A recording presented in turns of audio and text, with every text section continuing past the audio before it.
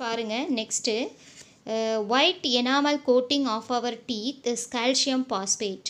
நம்மளுடைய பல்லில் டீத்னா பல்லு இல்லையா, பல்லில் ஒயிட் கோட்டிங் இருக்கிறதுக்கு காரணம் என்னென்னா கால்சியம் பாஸ்பேட் தான் காரணம். கால்சியம் பாஸ்பேட்டால் தான் ஃபார்ம் ஆயிருக்கு. ஓகேவா?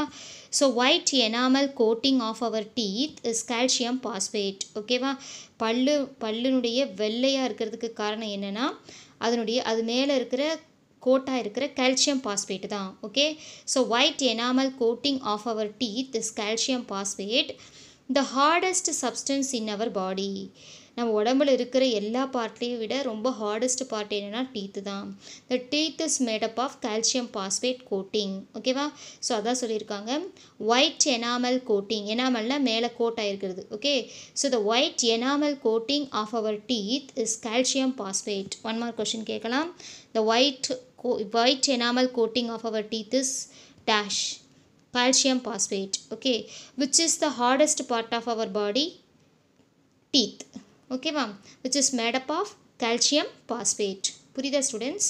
பாருங்க, when the pH of the mouth saliva falls below 5.5, the enamel gets weathered. Okay, இப்போ என்ன சொல்கிறோம்? weathered அப்படின்னா என்னாகுது? அது அப்படியே அரிக்குதுன்னு அர்த்தம். பாருங்கள், when the pH of the mouth saliva falls below 5.5. One mark question கேட்கலாம்.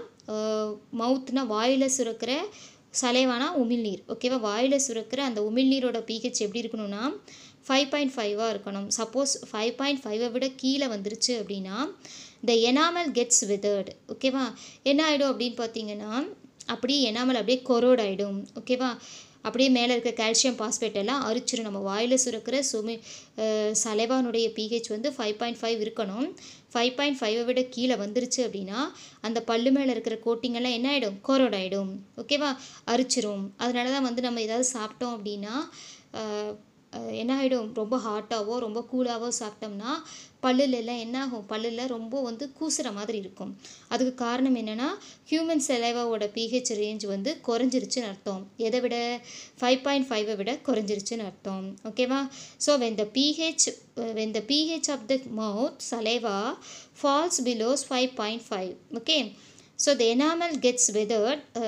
Toothpaste which are generally basic are used for cleaning the teeth that can neutralize the excess acid and prevent the tooth decay. ஓகேவா? இப்போ நம்ம என்ன பண்ணுறோம்? பல்லு வந்து calcium phosphate அப்படிங்கிறதுனால மேடப்பாக இருக்குதுன்னு சொல்லிட்டோம். அங்கே வாயில் சுரக்கிற உமிழ்நீரோட சலைவாவோட pH ரேஞ்ச் வந்து 6.5 to 7.5ன்னு சொல்லிட்டோம். Hardest part of the body is teeth அப்படின்னு சொல்லியாச்சு. ஸோ அதனுடைய மவுத் சலைவாவோட pH வந்து பிலோ 5.5க்கு ஃபால்ஸ் ஆனால் குறைஞ்சிச்சு அப்படின்னா என்னாகும்? எனாமல் வந்து அப்படியே கொரோட் ஆகிடும். ஸோ கொரோட் ஆகாமல் ப்ரிவென்ட் பண்ணுறதுக்கு என்ன பண்ணணும் அப்படின்னா நம்ம டூத் பேஸ்ட் யூஸ் பண்ணணும். அப்போது சப்போஸ் மவுத் சலைவாவோட pH வந்து pHனால எனாமல் என்னாகும்? கொரோட் ஆகிடும். அந்த எனாமல் கொரோட் ஆகிறத ப்ரிவென்ட் பண்ணுறதுக்கு என்ன பண்ணணும்னா நம்ம டூத் பேஸ்ட்டை யூஸ் பண்ணணும். ஓகே, இங்கே டூத் பேஸ்ட் என்ன நேச்சர் அப்படின்னா one mark question. The nature of toothpaste is basic in nature. Okay, சரி, இது எதுக்கு யூஸ் பண்ணுறோம்? த toothpaste which are generally basic, okay, are used for cleaning the teeth. ஓகேவா? டீத்தை க்ளீன் பண்ணுறதுக்கு டூத் பேஸ்ட்டை யூஸ் பண்ணுறோம். Toothpaste is basic in nature. ஓகேவா? That can neutralise the excess of acid and prevent tooth decay. ஓகேவா? So என்ன பண்ணிடுது? Acid ஏதாவது செக்ரீட் ஆகிருந்துச்சு அப்படின்னா அந்த ஆசிட் செக்ரீஷனை நியூட்ரலைஸ் பண்ணுறதுக்கு தான் நம்ம டூத் பேஸ்ட் யூஸ் பண்ணி நியூட்ரலைஸ் பண்ணுறோம். அப்படி நம்ம ப்ரஷ் பண்ணும்போது அந்த ஆசிட் செக்ரீஷன் எல்லாத்தையும் நம்ம யூஸ் பண்ணுற டூத் பேஸ்ட்டை என்ன பண்ணிடணும்? நியூட்ரலைஸ் பண்ணிடணும். ஓகே, அப்படி நியூட்ரலைஸ் பண்ணிடுச்சு அப்படின்னா டீத் வந்து என்னாகாது? டீகே ஆகாது, பற்சிதைவு ஏற்படாது. ஓகேவா? புரியுதா ஸ்டூடெண்ட்ஸ்? ஒன் மார்க் பாருங்கள். இந்த பார்ட்டில் the pH changes as the cause of tooth decay. இதில் வந்து பார்த்திங்கன்னா என்னென்ன ஒன் மார்க்ஸ் இருக்குன்னா the pH range of human saliva is 6.5 to 7.5.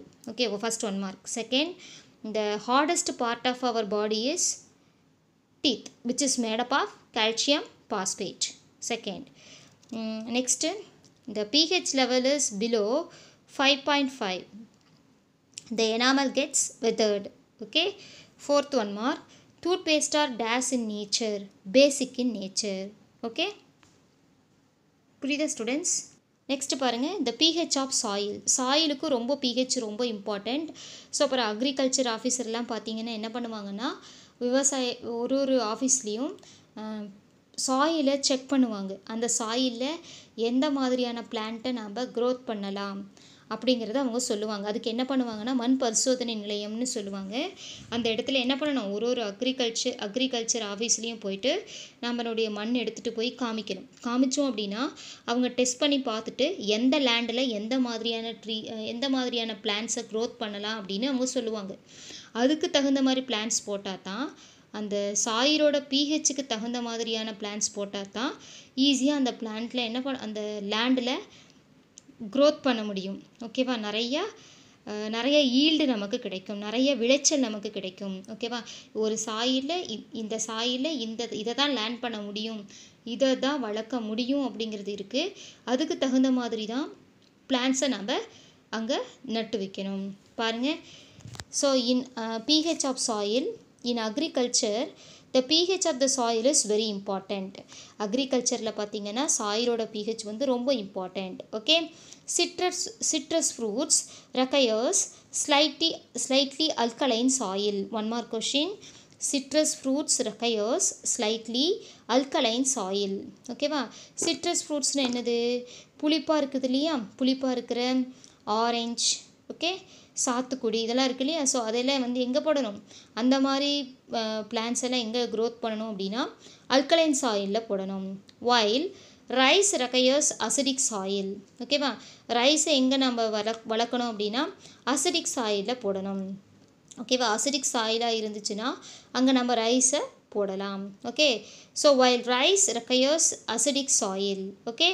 And sugar cane requires a neutral soil. கரும்பு இருக்கு இல்லையா? சுகர் கேன் என்னது? கரும்பு. ஸோ கரும்பு எங்கே லேண்ட் பண்ணணும், எங்கே வந்து வளர்க்கணும் அப்படின்னா நியூட்ரல் சாயிலில். ஓகேவா? ஸோ எந்தெந்த சாயிலில் எந்தெந்த பிளான்ட்ஸை க்ரோத் பண்ணலாம் அப்படிங்கிறத பார்த்துக்கோங்க. சிட்ரஸ் ஃப்ரூட்ஸாக இருந்தால் ஸ்லைட்லி அல்கலைன் சாயில் ஓகே. அதே மாதிரி ரைஸாக இருந்தால் எதை யூஸ் பண்ணலாம்? அசிடிக் சாயிலை யூஸ் பண்ணணும். So rice requires acidic soil and sugar cane requires a neutral soil. 1 mark question and 2 மார்க்லையும் கேட்பாங்க. மேட்ச் த ஃபாலோயிங் மாதிரி கேட்பாங்க, நல்லா படிச்சுக்கோங்க. Next pH of rain water.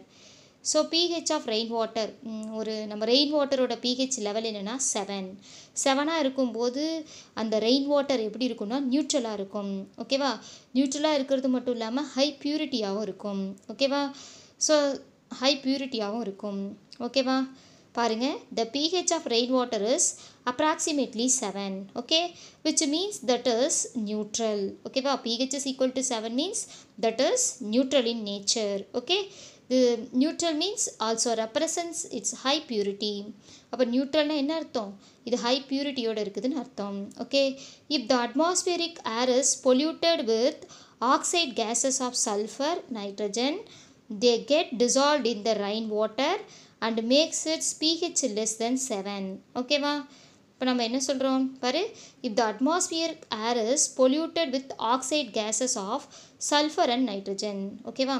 Suppose ஆசிடோ nitrogen R சல்ஃபரோட oxides வந்து ரெயின் வாட்டரில் மிக்ஸ் ஆகி ஏர் பொல்யூட் ஆகி அந்த ஏர் பொல்யூட் ஆகிடுச்சு. எதனால் ஏர் பொல்யூட் ஆகிடுச்சு?